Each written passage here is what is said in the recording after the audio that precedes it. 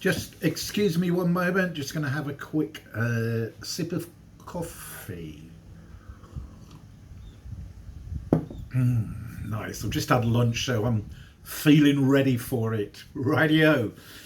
In the same vein as the last video, 3 questions which weren't asked from the APMG's Level Up episode 36, which went out on the 31st of January, again, on which moi, was a panelist. It was called How to Become a Project Manager.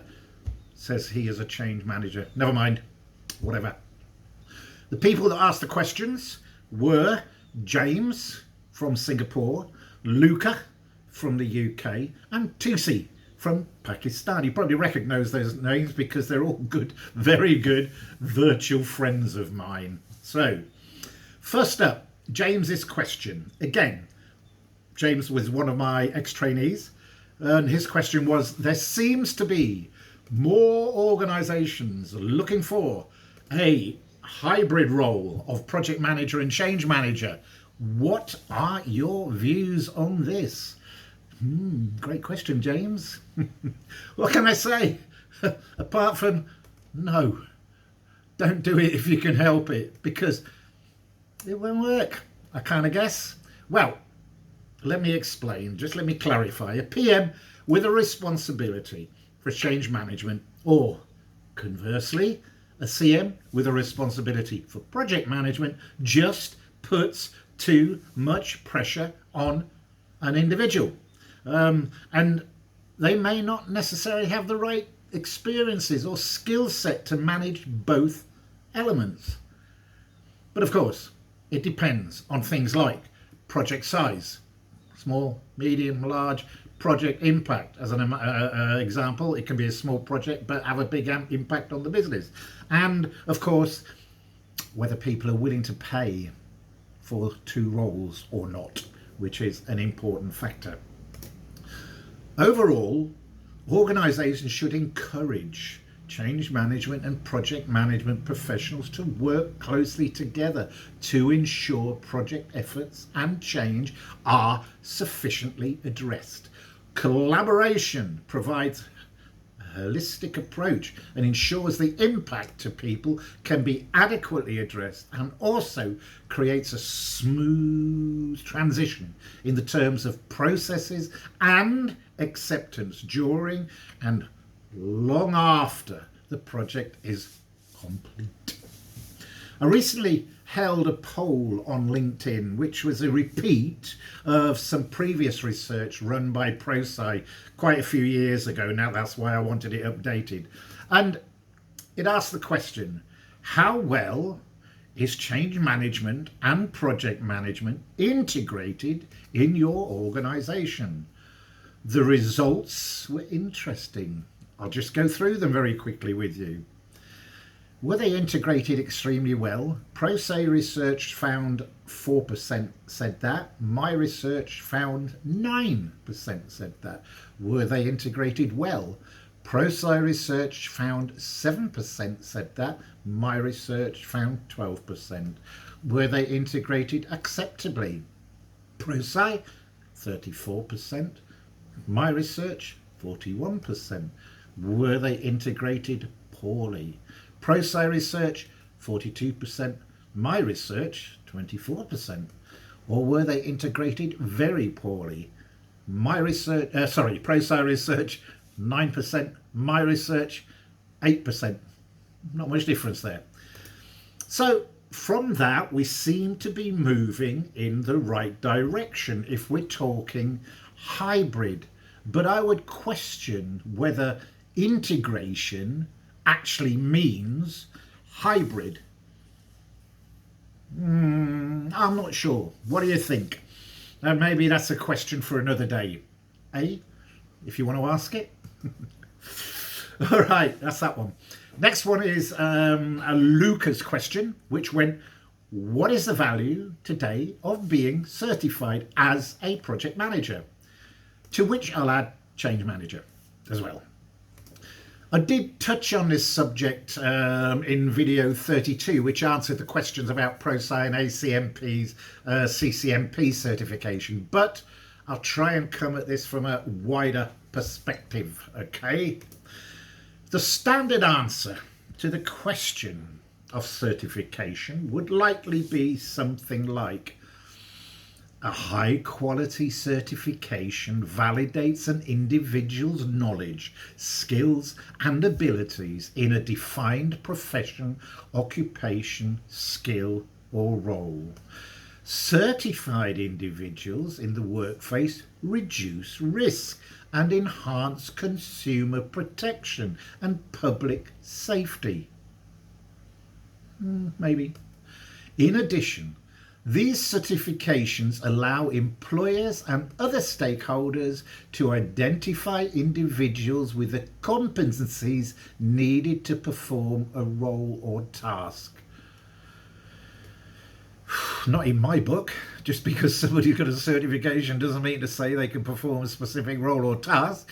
What about the good old knowledge and experience? Think about it. For me, certification is just a way of showing you have you have been trained on whatever you have been trained on. Excuse me one moment, I'm going to have another drink of coffee.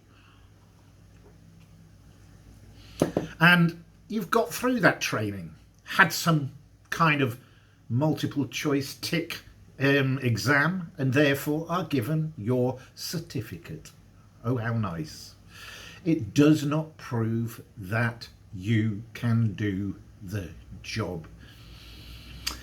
There was a programme in the UK called University Challenge, and Bamba Gascoigne, I think now who sadly has left us, always said, and here's your starter for 10.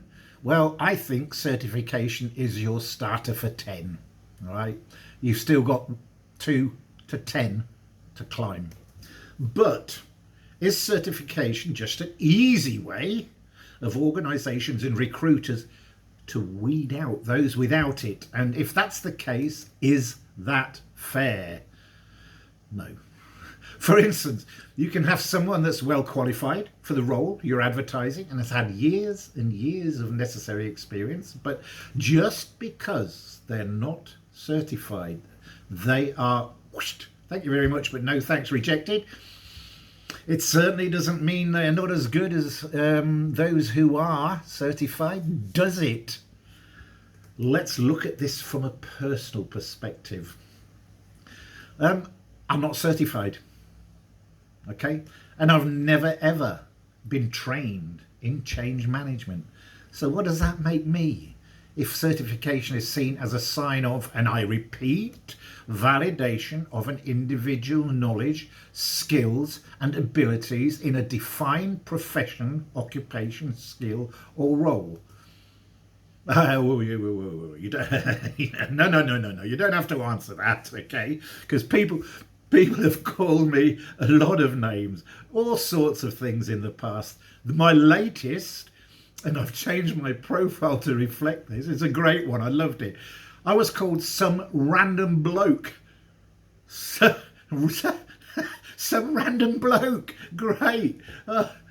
Wonderful. Anyway, I recently read this somewhere. When I see professionals who haven't done a single professional certification in a decade, I would sincerely doubt their commitment to their own self-development and commitment to their profession. What a load of old crap. I'll say it. What's more important for me is what they've gained in terms of experience during that decade, not whether they've sat down and taken some sort of certification. Certification for certification's sake is a big for me, but it's a personal opinion, obviously. Certification which is recognised within your profession and is something you know recruiters and organisations will take into account is probably a yes. Okay, so I'll say it, yes.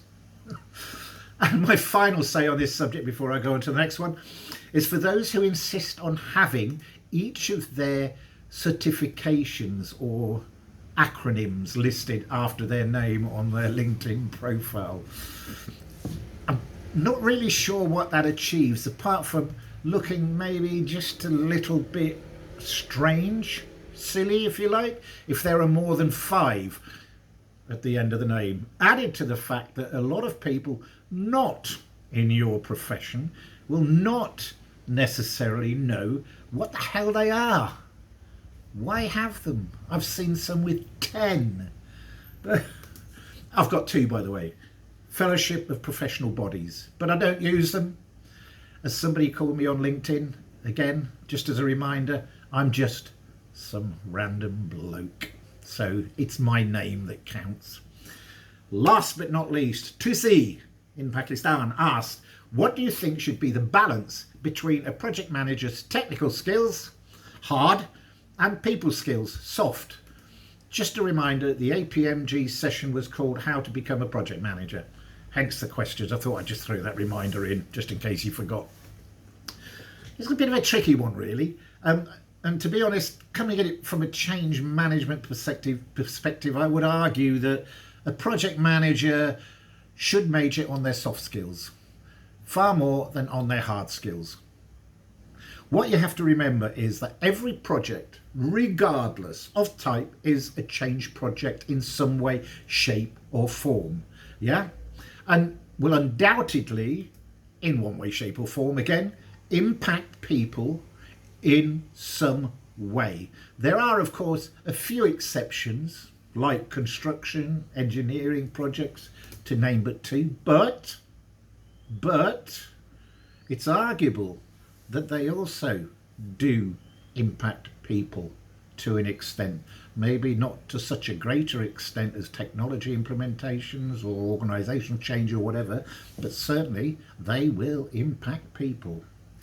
Whilst things like planning, budgets, risk logs, project charters, project initiation documents, work breakdown structures, Gantt charts, budget estimation, resource allocation and scheduling and tracking are all important components of a PM's role and toolkit, the only constant in change are us, the people, yeah? So engage with them, involve them whenever you are able, and most importantly, communicate, but maybe not 90%, eh? Might be a bit too much. That's it again, folks. So thanks for listening. Until the next time, which I've already got a question to answer, I'll see you then. Ciao!